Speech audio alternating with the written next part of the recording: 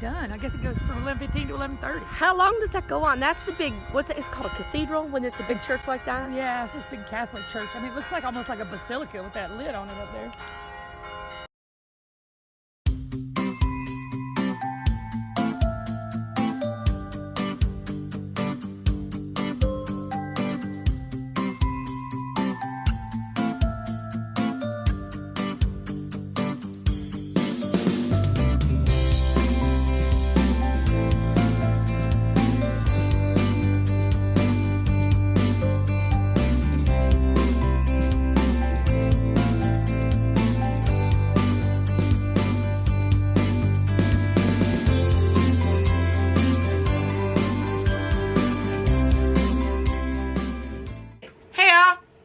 So last Sunday, Trish and I went to Dorthea Dix. Okay, it's Mother's Day. Oh, fuck, I forgot to call my mom. I sent my mom a message.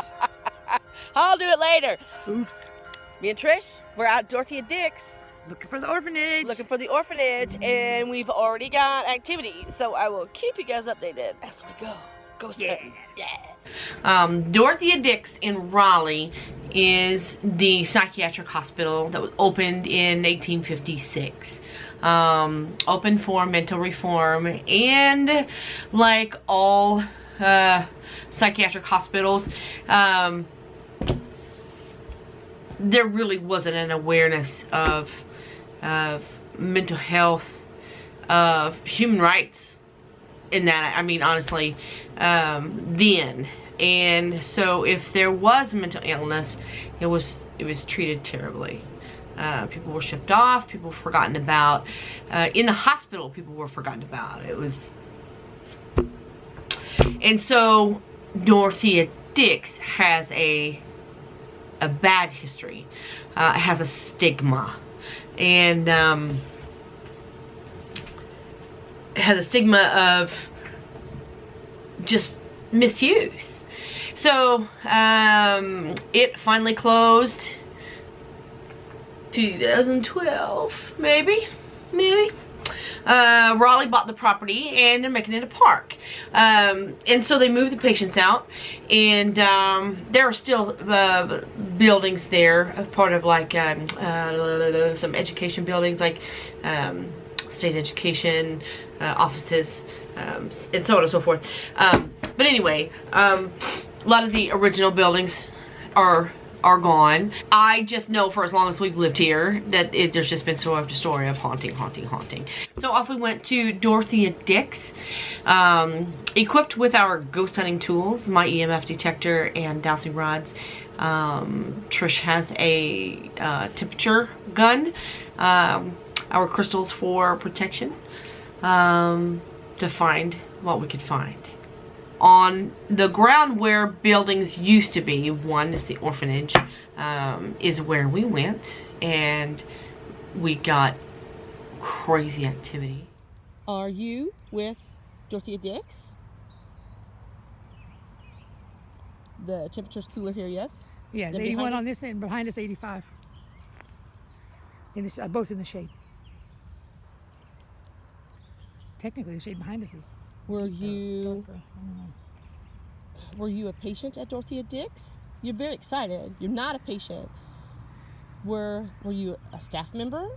Yes, you were a staff member. Okay. I'm so excited to talk to you.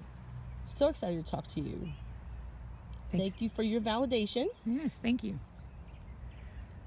I appreciate that. Well, there you go. Can you go one more? Can you take it over one more?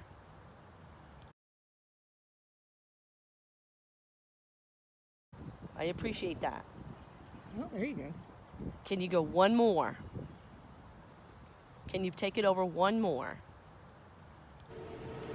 The one thing that we do always when we go on these adventures is we remain grateful for any activity that we find.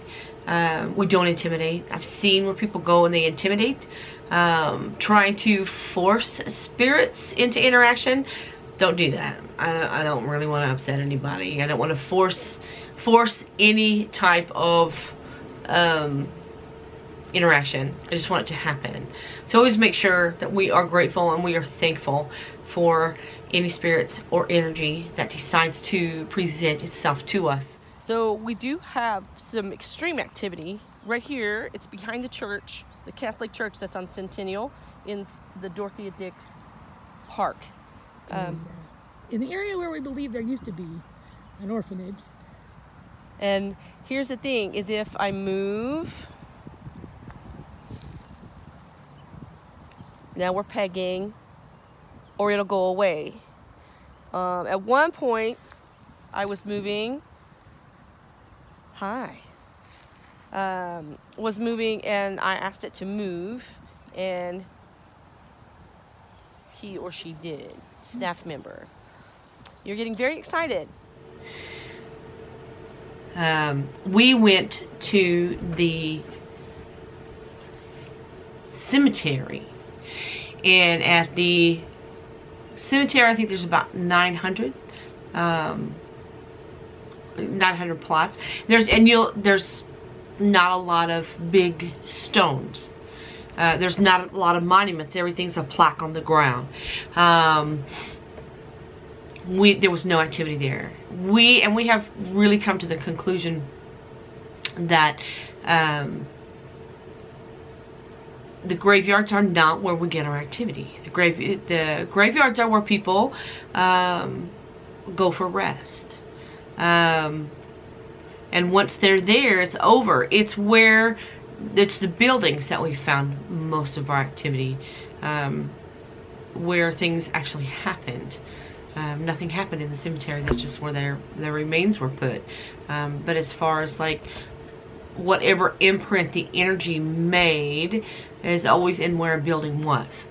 We still love to go to cemeteries because of history, and we love to go. We love to read their names and the dates and things. But as far as like actually finding like energy spikes or energy disturbances, it's rare. One time we found activity in a cemetery, and it was Richard. And Richard died before his wife.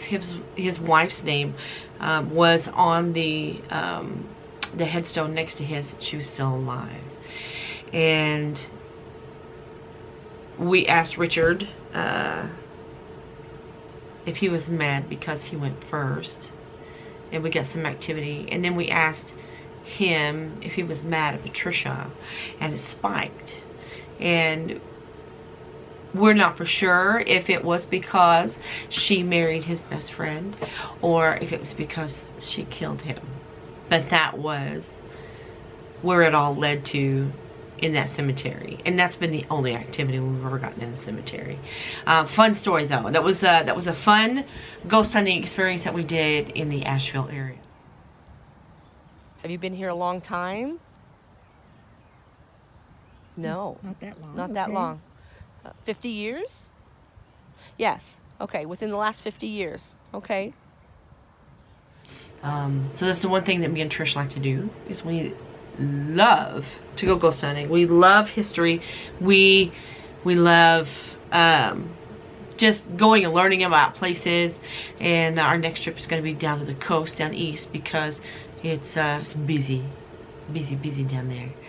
And remember, be peaceful. Be kind. It's important. And I'll talk to you soon.